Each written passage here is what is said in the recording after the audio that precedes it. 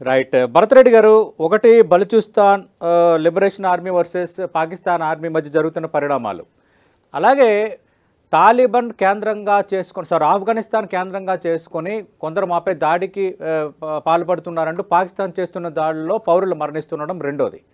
మూడోది, సింధు దేశ్ అంటూ ఒక కొత్త నినాదం అక్కడ బయలుదేరింది, పంజాబ్ డామినేషన్ పెరిగిపోయిందని. అలాగే పీఓకేలో కూడా వ్యతిరేకత పెరుగుతోంది. తాజాగా గాజా ఒప్పందానికి సంబంధించి పాకిస్తాన్ అనుకూలంగా ఉంది అన్న అంశం నేపథ్యంలో అక్కడ ఇంటర్నల్గా ప్రజల్లో ఒక రకమైన వ్యతిరేకత, ఆందోళనలు, రోడ్లపై ర్యాలీలు ఇవన్నీ జరుగుతున్న పరిస్థితి. ఇవన్నీ చూస్తున్నప్పుడు ఏమనిపిస్తోంది అంటే పాకిస్తాన్ ఎప్పుడూ లేని ఒక ఇబ్బందికర పరిస్థితి ఎదుర్కొంటుందో, వీటి రిజల్ట్స్ ఎలా ఉండొచ్చు? రైట్. సో ఫస్ట్ పాకిస్తాన్ మీరు జాగ్రఫీని విశ్లేషిస్తారండి. What you will see is that Pullarao గారు చెప్పినట్టు పంజాబీస్ అనే ఒక కల్చర్ ఏదైతే ఉందో వీళ్ళు మిగతా పాకిస్తాన్ అంటే పంజాబ్ యాక్చువల్లీ ఏరియా చిన్నది, చాలా రిచ్ ఏరియా, పంటలు పండే area, industrialised area and educated area.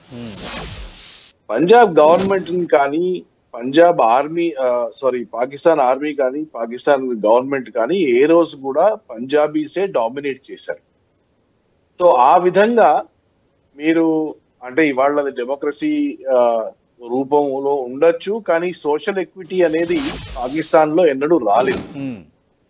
అంటే సోషల్ ఎక్విటీ, ఫైనాన్షియల్ ఎక్విటీ అనుకోండి, what ever, is never Pakistan in the sense that PoK అనే ప్రాంతం తీసుకున్నా కానీ ఖైబర్ పఖ్తూన్వా ఫతా అంటాము, tribal areas, frontier agency tribal areas అంటాము, ఫటా, దట్ ఈస్ ఆఫ్ఘనిస్తాన్ తో బార్డరింగ్ ఏరియాస్, హిల్లీ ఏరియాస్. ఆ తర్వాత బలూచిస్తాన్ ఏరియా, ఇవన్నీ కూడా మౌంటైనస్ ఏరియాస్ అండ్ ఇక్కడ న్యాచురల్ రిసోర్సెస్, వాటర్ ఎక్కువ ఉండదు, అగ్రికల్చర్ కాదు, అండ్ చాలా పవర్టీలో బతుకుతారు. But very proud people. And for the last 1000 years, గత 1000 ఏళ్ల నుంచి కూడా తుర్కీ, ఇరాన్ వైపు నుంచి వచ్చిన ఏ ఫోర్స్ వచ్చినా కానీ ఫైట్ చేసింది ఎన్నడూ కూడా బలూచిస్తాన్ ఏరియాలో ఉన్న ప్రాంత ప్రజలు. ఓకే. అలాగే మీరు ఖైబర్ పఖ్తూన్వా చూస్తే అగైన్ ఫ్రమ్ బ్రిటిష్ టైమ్స్, మీరు ఏదైతే బ్రిటిష్ ఆక్యుపేషన్ ఉండనో గత 400 ఏళ్లుగా, అప్పటి నుంచి కూడా ఆ ఏరియాలో ఉన్న వాళ్ళు కూడా they are fighting tribal groups. అంటే చాలా ఏమంటాము, సెల్ఫ్ రెస్పెక్ట్ ఉండి, డబ్బులు లేకపోయినా కానీ వాళ్ళ కల్చర్ ని, వాళ్ళ లాంగ్వేజ్ ని తమను తాముగా ఒక సెపరేట్ ఐడెంటిటీగా చూసే మనుషులు వీళ్ళు. Same with PoK, right?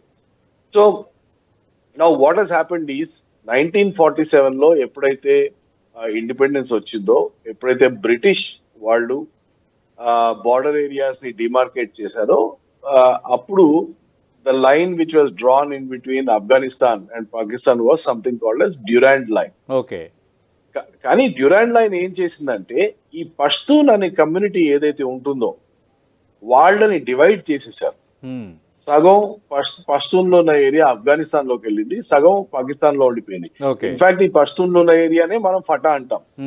And వాళ్ళకు ఒక ఆటోనమీ ఉండేది ఎన్నడూ కూడా ఆ ప్రజలకి, అండ్ బార్డర్ కూడా కొంచెం పోరస్ గా ఉండేది, అంటే ఇటు వాళ్ళు అటు, అటు వాళ్ళు ఇటు వచ్చిపోవడానికి వీలు ఉండేది. That was good. But of late Pakistan ఏం చేసింది, 2-3 తప్పులు చేసింది. ఒకటి, ఆఫ్ఘనిస్తాన్ లోంచి ఎప్పుడైతే అమెరికా వెళ్ళిపోయిందో ఆ రోజే ఆఫ్ఘనీస్ డిసైడ్ చేసుకున్నారు, మేము ఈ ఇస్లామైజేషన్ తో, వెపనైజేషన్ తో పాకిస్తాన్ తో చేతులు కలిపాము, దాంతో అంతర్గతంగా కూడా మేము నాశనం అయిపోయాం as a country Afghanistan, right? So మేము మేము షరియా లా ఫాలో చేసే ఇస్లామైజ్డ్ కంట్రీగా ఉన్నా కానీ మేము మా దేశంలో మా ప్రజల్ని చూసుకుంటాము, మేము ఇంటర్నేషనల్ గా పోము. We will not go and you know, ఆ టైంలో ఎట్లయితే ముజాహిద్ తో జిహాద్ అది ఇది అని ఎగిరారో అది మేము చేయము అని డిసైడ్ చేస్తున్నారు వాళ్ళు. సో ఇప్పుడు 2021 నుంచి ఎప్పుడైతే ఇప్పుడు తాలిబాన్ కి కూడా రెండు వర్గాలు ఉన్నాయి. ఒకటి ఆఫ్ఘనిస్తాన్ లో ఉంటుంది which is in power, sir. And ఒకటి పాకిస్తాన్ లో ఉంటుంది తహరీకా తాలిబాన్. ఇప్పుడు ఫటా ఏరియాలో ఎవరైతే వైలెన్స్ కి స్టార్ట్ చేస్తున్నారో they are part of TTP, Tehreeke Taliban. And వీళ్ళకి ఎందుకు ప్రాబ్లం అవుతుందంటే పాకిస్తాన్ కొంచెం ఎవరైతే ఆఫ్ఘాన్ మైగ్రెంట్స్ ఈ పష్తూన్ ఏరియాలో లేక ఇటు సైడ్ వచ్చి ఉన్నారో వాళ్ళని బలవంతంగా వాపస్ ఆఫ్ఘనిస్తాన్ పంపించడం జరిగింది. ఓకే, అంటే ఫోర్స్డ్ ఎవిక్షన్. రెండోది ఏంటంటే they started building a fence on Durand line. So దాంతో రాకపోకలు మీద రెస్ట్రిక్షన్ వచ్చింది. And that people are not liking, the local people are not liking. ఇన్ని రోజులు మేము వచ్చిపోయే వాళ్ళము, ఇప్పుడు ఎందుకు ఆపుతున్నారు అని. మూడోది రీజనల్ అటానమీ. ఏదైతే ఫటా అనేది ఉండేదో ఫటాని వాళ్ళు క్యాన్సిల్ చేసి దాన్ని కేపీ అంటే ఖైబర్ పఖ్తూన్ఖ్వా ఏరియాలో జాయిన్ చేసేసారు. సో దాంతో వీళ్ళ అటానమీ పోయింది. అదర్వైజ్ దేర్ వేర్ ట్రైబలీ అడ్మినిస్టర్డ్, అంటే ట్రైబల్ కౌన్సిల్స్ ఉండి తమను తాము వాళ్ళు అడ్మినిస్టర్ చేసుకునేవాళ్ళు. దాని మీద రెస్ట్రిక్షన్స్ వచ్చాయి. All these are reasons for Tehreeke Taliban to start strengthening. And ఇప్పుడు వాళ్ళకి తెలిసింది, ఇప్పుడు ఈ ట్రైబల్ ఏరియాస్ లో తాలిబాన్ ఉంటే తాలిబాన్ కి ఒక డెమోక్రసీలో లాగా ఒక గ్రౌండ్ కు వచ్చి నినాదాలు చేయడము లేకపోతే ప్రొసెషన్స్ తీయడము ఇలాంటివి రావు. వాళ్ళకి వచ్చింది యుద్ధం మాత్రమే, కొట్లాడడం మాత్రమే. So Taliban has resorted to violence. But Pakistan వాళ్ళని కూర్చోబెట్టి మాట్లాడే బదులు కౌంటర్ వైలెన్స్ మొదలుపెట్టి. ఓకే, సో కొన్ని దాడుల్లో పాకిస్తాన్ చేసే దాడుల్లో సివిలియన్స్ చాలా మంది చనిపోయారు.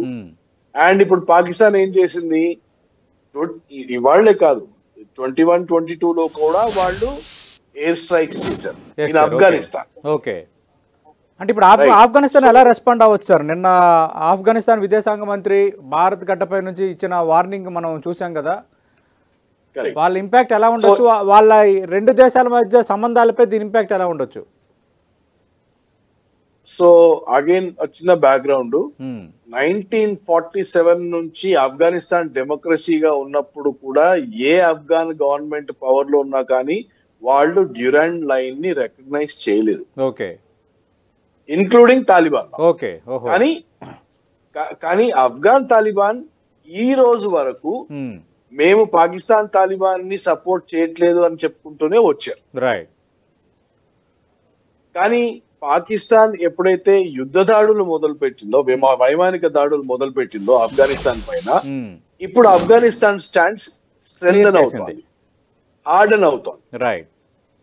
సో ఇప్పుడు ఈ వార్నింగ్ తర్వాత they just might start supporting TTP openly.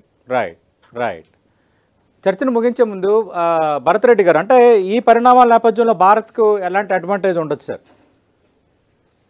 బ్రీఫ్గా స్ట్రాటజిక్ గా నేను మీకు ఒకసారి చెప్పానండి. ఇంతకుముందు మనం చేసుకున్న డిస్కషన్స్ లో మనం ఏమనుకున్నామంటే పాకిస్తాన్ ని మనం జయించాలంటే పాకిస్తాన్ మీద ప్రత్యక్షంగా యుద్ధానికి వెళ్ళి పాకిస్తాన్ ని ఓడగొట్టే అవసరం లేదు.